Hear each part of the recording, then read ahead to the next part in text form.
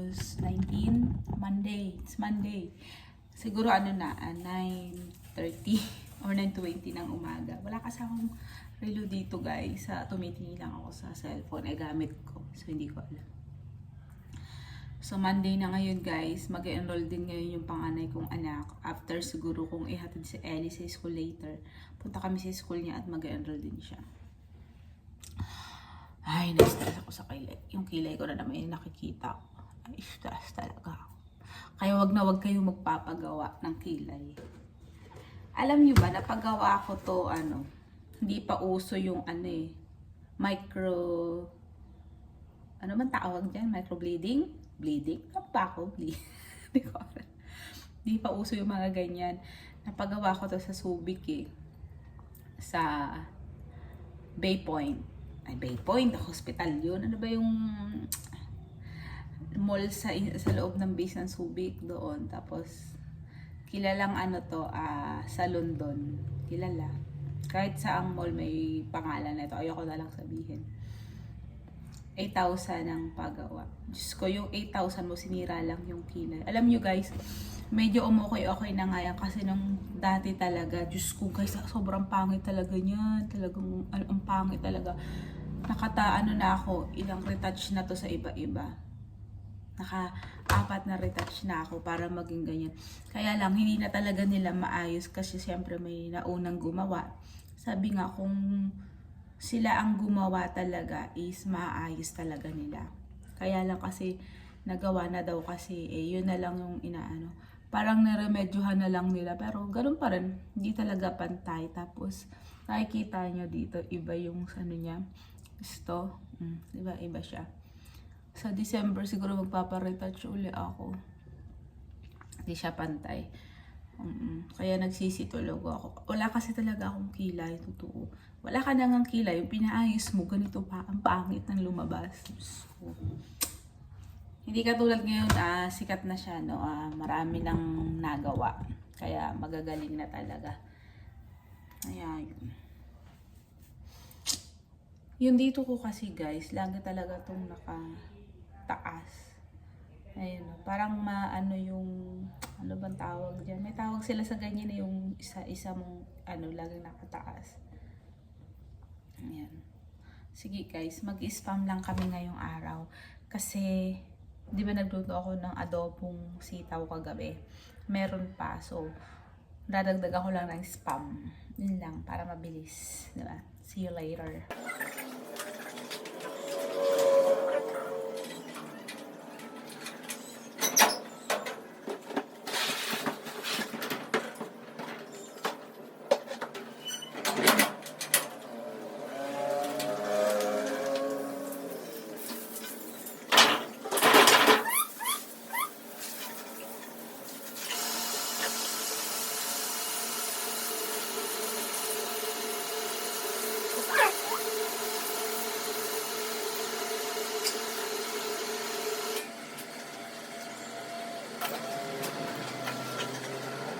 Guys, I'm back.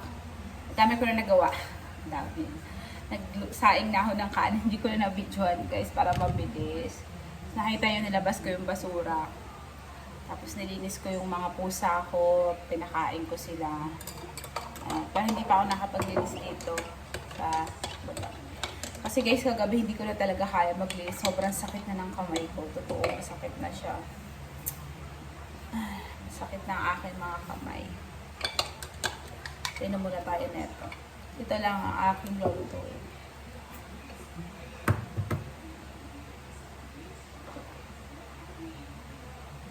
Kasi iniling ko na lang yung sitaw. Hiwain ko lang to guys, okay?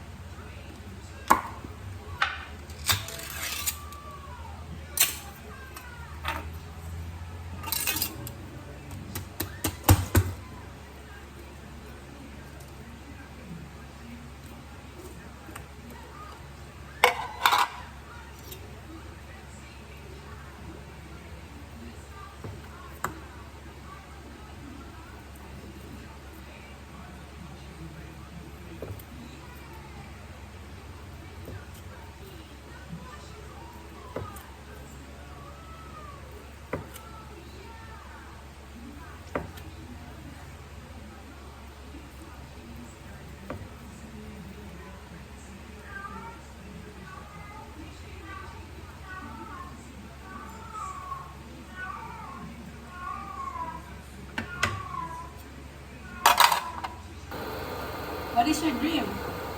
Na naglinig daw si Ellie. What is it?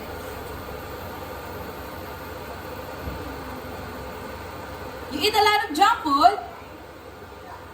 Oh my goodness! Use oil ang gagamitin ko guys kasi sayang yung oil.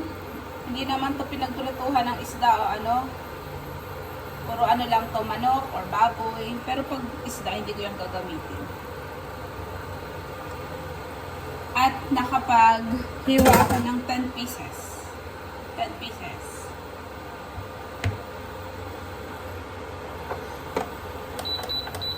Hinaan lang natin kasi baka tumalsik.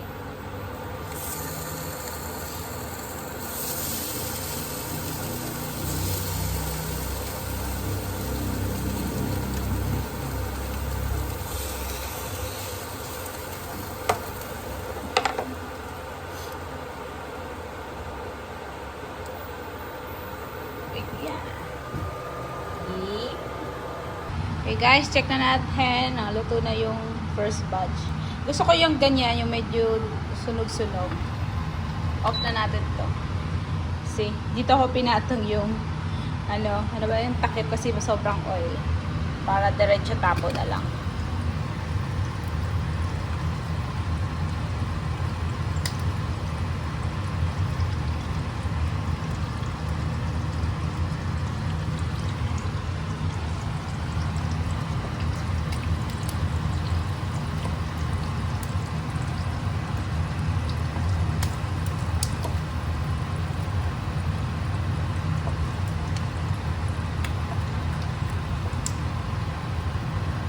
I think 10 AM na guys. So, kakain na kami.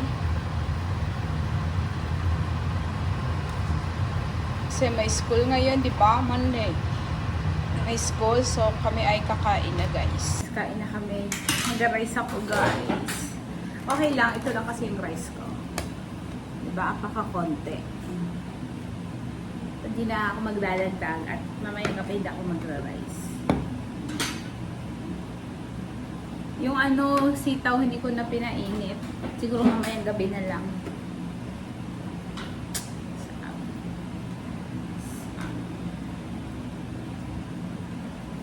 Ellie, hurry up anak. Let's eat. Ano ba yan? Kamakain. I'm pooping daw. I'm pooping. Okay guys, maghuhugas pa ako ng wet pa niya. Does I want to be better.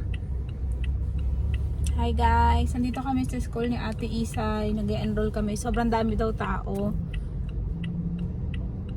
Si Ellie sumuka, hindi siya nakapasok. Yun nga guys, hindi nakapasok si Ellie kasi may sakit. Taas ng lagnat niya, 39.3. Mainit pa rin siya. Sumuka siya ngayon. Nandito ka, ang layo kasi ng pinagdadrive niya, San Fernando.